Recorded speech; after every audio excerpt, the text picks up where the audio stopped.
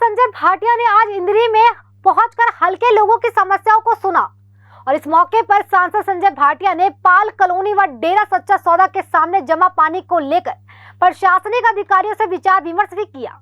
सांसद ने कहा कि डेरा सच्चा सौदा के पास बनी कॉलोनी का गंदा पानी जमा हो जाता है, जिससे कॉलोनी वासियों को काफी दिक्कतों का सामना करना पड़ रहा है।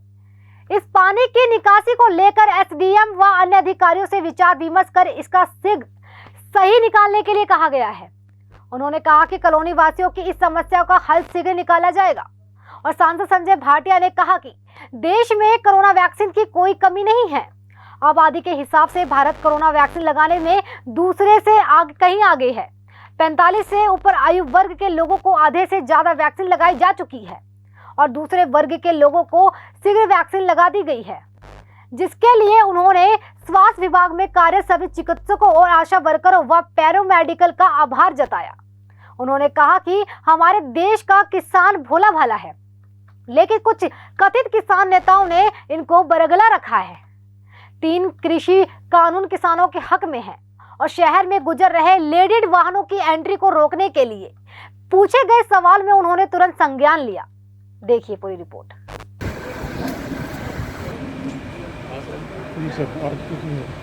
आज माननीय विधायक हमारे राम कुमार कश्यप जी बड़े भाई हैं, इनका फ़ोन आया था कि आपको किन्हीं से मिलवाना है। मैं तो इनके एक फ़ोन के ऊपर यहाँ पर आया हूँ। आगे आकर ये समस्या इन्होंने बताई है कि ये कॉलोनी और ये नाम चर्चा घर में पानी की निकासी की प्रॉब्लम है, उसके सलूशन के लिए उन्होंने कहा है।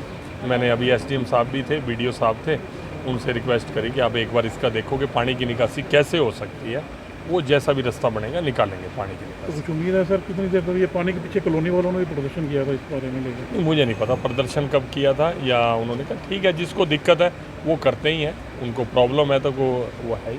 लेकिन एक्चुअली में अगर सही समस्या आप समझना चाहते हो कि जिस तरह से कॉलोनीज़ बनती हैं बिना प्लानिंग के, अभी खेती की ज़मीन है उसमें 4 सड़क बनाई और प्लाट काट के बेच दिए। प्लाट काट के बेचने वाला तो बेच के चला जाता है, लेकिन बाकियों के लिए दिक्कत हो जाती है। जब तक कॉलोनी खाली रहती है, प्लाट खाली रहते हैं, तो घरों का पानी उन खाली प्लाटों में चला जाता है और ज़मीन में रिस जाता है। लेकिन जब पूरी कंस्ट्रक्शन हो जाती है तो वही पानी सड़कों पे घूमता है, गलियों में घूमता है, या जो भी लो लाइंग एरिया होता है वहाँ चला जाता है। अब मुझे लगता है कि जितनी कॉलोनी थी वो सारी बस चुकी होगी। अब सारे घरों का पानी वही गलियों में, सड़कों में घूमता है। अगर प्रॉपर तरीके से सीवरेज का पाइप डालकर या पानी की निकासी का पहले प्रोविज़न करके सोचा होता, ये कॉलोनी बसी होती, तो शायद ये दिक्कत नहीं आती। लेकिन अब हम पुरानी बात में नहीं जाते, जो बस गई बस आ गई। अब तो इनको असुविधा ना हो, जो लोग यहाँ रहते हैं इनको पीने का पानी मिले, पानी की निकासी हो। पानी की निकासी नहीं तो बीमारियाँ फैल जाएंगी। तो इनके लिए चिंता करने के लिए राम कुमार कश्यप जी ने मेरे को हुक्म किया, मैं इसके ऊपर पूरा काम करूँगा। वैक्सीन को लेकर के क्या कहेंगे सर, जिस तरह से वैक्सीन की कमी हो रही है जिले की? ऐसे मैं अभी वैक्सीन के एक कैंप से अभी मैं आधा घंटा लेट हुआ हूँ। मैंने भाई साहब को 11:30 का टाइम दिया था, लेकिन राधा स्वामी जो नीलकंठ होटल के साथ में वहाँ पर आज वैक्सीन का कैंप लगा हुआ था। वो मेरे मित्र हैं मुकेश तलवाड़ जी, उन्होंने आग्रह करके जी 5 मिनट में फ्री करेंगे, लेकिन जाने के बाद 5 मिनट होते नहीं, आधा घंटा हो जाता है। इसलिए मैं आधा घंटा लेट हुआ, वरना मैं तो टाइम से 5 मिनट पहले आने वाले लोगों में हूँ।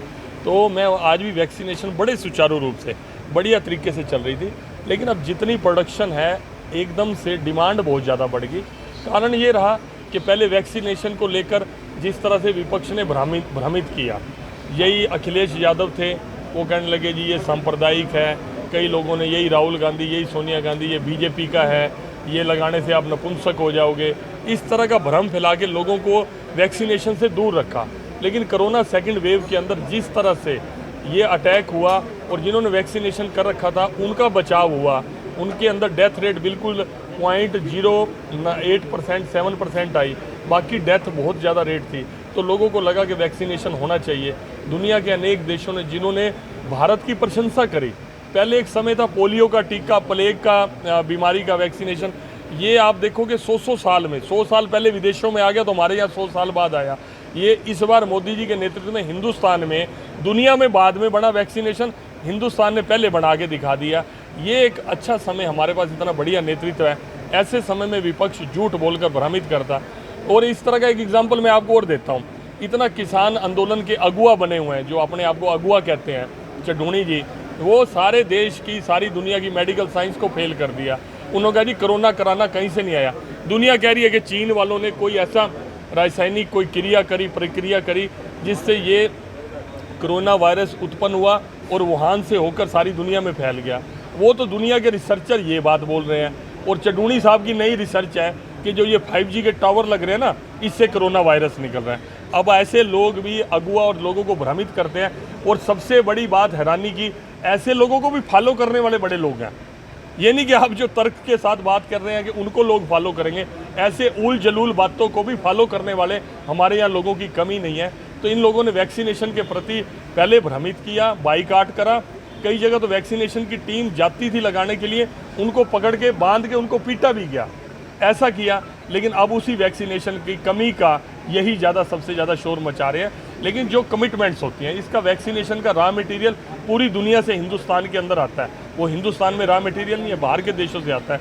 तो आप अगर कोई किसी चीज़ का रॉ मटेरियल ले रहे हैं और आपने कमिट किया कि इसका वैक्सीनेशन के प्रोडक्शन के बाद आपको देंगे, वो टारगेट्स भी पूरे करने, अपनी कंट्री के भी टारगेट्स पूरे करने। लेकिन आज मैं समझता हूँ क्योंकि कोरोना का जो पीक था सेकंड वेव का, वो थोड़ा स्लो डाउन है। अब वैक्सीनेशन प्रॉपर तरीके से कैंप भी लग रहे हैं, लोगों को सिविल हॉस्पिटल में भी लग रहे हैं। धीरे धीरे हम टारगेट को पूरा करते जा रहे हैं। मेरे का मोर देन जो 45 अबव का था, वो मुझे लगता है कि आज तक हमने 50% टारगेट उसका अचीव कर लिया।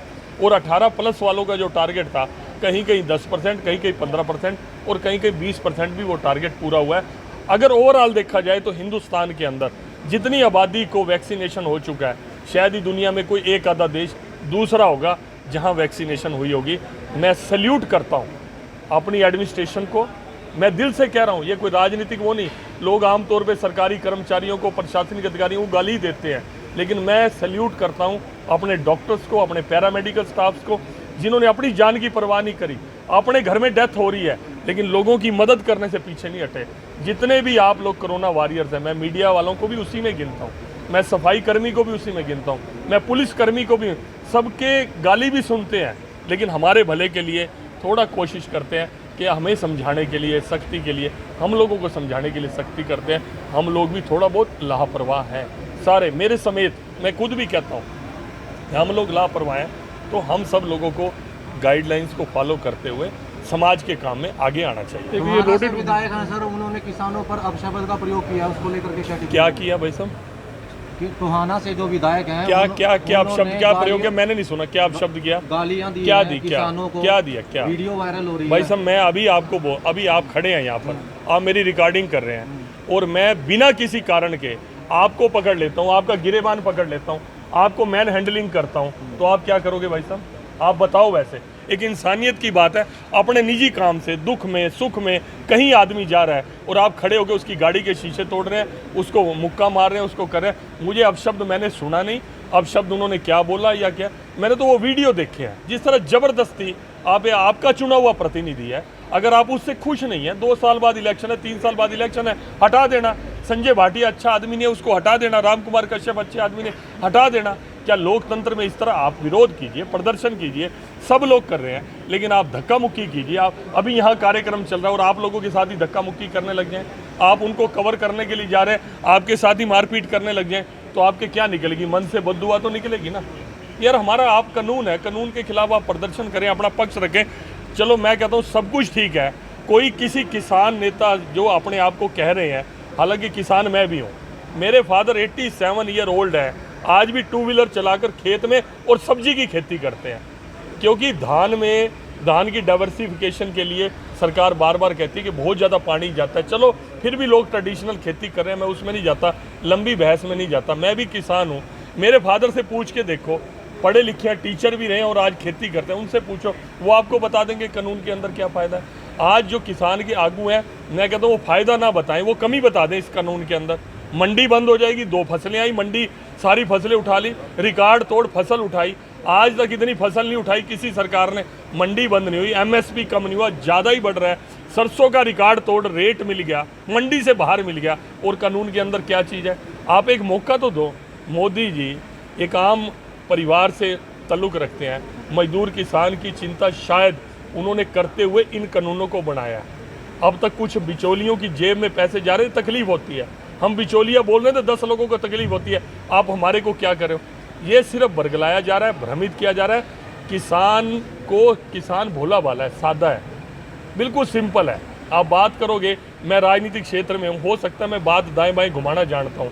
मेरे फादर टीचर हैं, आज 87 साल की उम्र में खेती कर रहे हैं। आप बात करोगे, आप कहोगे जैसे हमारे परिवार के बुजुर्ग सिंपल हैं, वैसी बात करते हैं। किसान सीधा साधा है, सिर्फ उसे डराया गया कि आपकी ज़मीन छिन जाएगी। मोदी जी ने कहा मैं लिख के देता हूँ, ज़मीन नहीं छिनेगी। उन्होंने कहा जी हमारे की MSP नहीं मिलेगी। उन्होंने कहा जी मैं लिख के देता हूँ आपको MSP मिलेगी। उन्होंने कहा जी मंडियाँ बंद हो जाएंगी। मोदी जी ने कहा मैं लिख के देता हूँ मंडी बंद नहीं होगी। अब और किसका लिखा हुआ मानेंगे ये?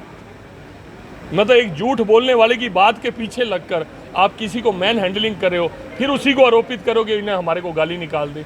वो घर उनको गाली निकालने गए थे, घर गए थे उनके जो आरोप लगा रहे हैं कि हमारे को गाली निकाल दी। हालांकि मैंने वो वीडियो नहीं देखी, गाली देते हुए मैंने नहीं सुना। वैसे भी मैं तो फिर भी ये कहूँगा कि अब शब्द किसी को भी नहीं बोलने चाहिए। मुझे नहीं पता कि उन्होंने बोले या नहीं बोले, मैं फिर भी कह रहा हूँ। लेकिन आप जो कर रहे हैं उसको जस्टिफाई कैसे करेंगे? आप मेरे पत्रकार भाई हैं, आप भी उनसे पूछो कि आप ऐसे कैसे जस्टिफाई करेंगे किसी के साथ मैन हैंडलिंग करना। सर ये लोडेड वाहन जो है सारा दिन शहर में से निकलते हैं, गली बीच पर। ये मैंने पहले भी बात करी थी। एक बार DSP साहब हैं क्या? सर पीछे भी मैं इंद्री में आया था, मेरे सामने पत्रकारों ने सवाल किया था। उस समय SHO थे कि उन्होंने कहा हमने नाका लगा दिया, हमने कोई बाहर की सड़क निकाली है वहाँ से। कुछ दिन तो वैसे चला, अब फिर मेरे ख्याल ये कोई यहाँ माइनिंग का कुछ होता है क्या इधर क्या है? अब वो माइनिंग वाले क्या करते हैं, नाके वाले को या तो 10-20 रुपए या कोई क्या चक्कर है, मैं बोलना नहीं चाहता, मुझे बुरा भी लगता है। कहते कोई चक्कर जरूर है कि शहर के बीचों बीच हैवी लोडेड ट्रक क्यों निकले, रोड भी खत्म हो जाए और कोई खतरा भी है, एक्सीडेंट का भी खतरा, एक्सीडेंट का। तो परमानेंट बैरियर है। हाँ। बीच में जैसे किसानों वाली ड्यूटी था वो बैरियर हम उठा के कहीं और शिफ्ट। अच्छा चलो, नहीं तो परमानेंट ड्यूटी, परमानेंट बस आप उसको करो। पहले पता नहीं आप थे या कोई और है, आप ही थे, तभी मैंने आपको कहा था ये नहीं होना चाहिए। ठीक है भाई साहब, आपने हल्का की जनता से वादा किया था। एक बात और सुनो, अब ये ट्रक निकले ना, ट्रक की फोटो भी डालना वीडियो में, निकलते नाके पे डाल देना, ठीक है? मेरे को नहीं डालना, अपने इस पे डालना, टीवी पे डालना। मेरे को डाल के क्या करोगे? पब्लिक की अवेयरनेस करो। जितनी बड़ी ताकत समाज की है ना, प्रशासन की, सरकार की ताकत कुछ नहीं होती, जो ताकत समाज की होती है। इसको अवेयरनेस बनाओ कि शहर के अंदर वो करो आप। सर आपने जनता की हल्का की जनता से वादा किया था कि हफ्ते 2 सप्ताह में समस्या सुने करेंगे हिंदी की, सुनी नहीं तो सर कम आते हो? सुनी नहीं, मैंने सुनी कि नहीं सुनी? फिर आपने क्या दिखाया? आना कम है। नहीं, आपने क्या दिखाया? मैंने सुनी, आपने कहा ये सांसद कोरोना काल की धज्जियां उड़ा रहे हैं। नहीं सर ऐसा कुछ नहीं दिखाया सर, दिखाया, मैंने खुद देखा। ऐसा नहीं हो सकता सर किसी ने, मैंने सोशल मीडिया पे खुद देखा, जब मैं आता था 500-700 की भीड़ में सांसद खड़े हैं, यही कोरोना नियमों का पालन नहीं करे। आपने दिखाया, मैं तो आपसे मेरी सुन लो, आपसे डरदा को नहीं आया मैं तो। नहीं आज शुरू है। आज मैं आया हूँ, आज खत्म है, पीक खत्म है, तो मैं आ रहा हूँ भाई, मैं रुकता नहीं भाई साहब। अगर आपको मैं तो फेसबुक, मेरे यहाँ अकाउंट नहीं है मेरे मोबाइल में, लेकिन मेरा फेसबुक पेज है। अगर आप, जिस दिन से मैं सांसद बना हूँ, लगातार 700 दिन हो चुके हैं, 700 दिन की आपको एक दिन की एक्टिविटी मिल जाएगी। मैं अपने घर 2-3-4 घंटे से ज़्यादा सोता नहीं हूँ, ईमानदारी की बात कह रहा हूँ। लेकिन मुझे मीडिया के सामने ये कहने नहीं चाहिए। मर्डर करना इतना आसान नहीं होता। उसमें क्या लिखा है? क्या 4 घंटे डिफरेंस है, तब बाद में लटकाया जा रहा है। मतलब फांसी का बाद में लटकाया जा रहा है। FIR दर्ज जाएंगे? क्या है मामला? FIR दर्ज है सर। और यहाँ से निकलू गाँव में क्या मतलब लिया क्या था? फांसी। अच्छा, वो मैं समझ गया, वो तो समझ कहते ही समझ गया। कुछ और भी ले रखा था क्या? पोस्टमार्टम में हैंगिंग है, लेकिन उसमें पोस्टमार्टम रिपोर्ट में लिख दिया आपको दूसरा रिपोर्ट वो गई हुई है। सर मैंने भी लिखा कर मैं समझ गया। अब बहन जी सुनो, देखो मैं थोड़ा बहुत कानून को जानता हूँ, इसलिए जानता हूँ। मैं छोटी उम्र में जेल काट के आया, इसलिए मुझे थोड़ी कानून की जानकारी है। अगर 302 से भी ज़्यादा पक्की सजा का मुकदमा 306 का होता है, अबटिंग टू कमिट सुसाइड, किसी को आत्महत्या करने के लिए उकसाना, वो भी अपने आप मुकदमा है। आपको मुकदमा वही दर्ज कराना चाहिए। आपको पता है या तो मीडिया में क्या दिखाएगा?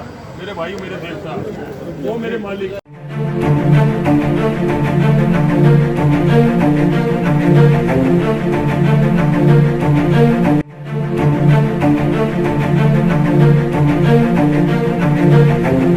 ऐसा अवसर फिर नहीं मिलेगा। अब हरियाणा सरकार की दीनदयाल आवास योजना के अंतर्गत सेक्टर 1 तरावड़ी में 135 और 142 गज के प्लॉट्स मात्र 21,000 रूपए देकर बुक करवाएं। क्रेडिट सोसाइटी, सड़क, sewerage, street light, park, community centre, तुरंत रजिस्ट्री और पोसेशन भी। कॉल 9466034000।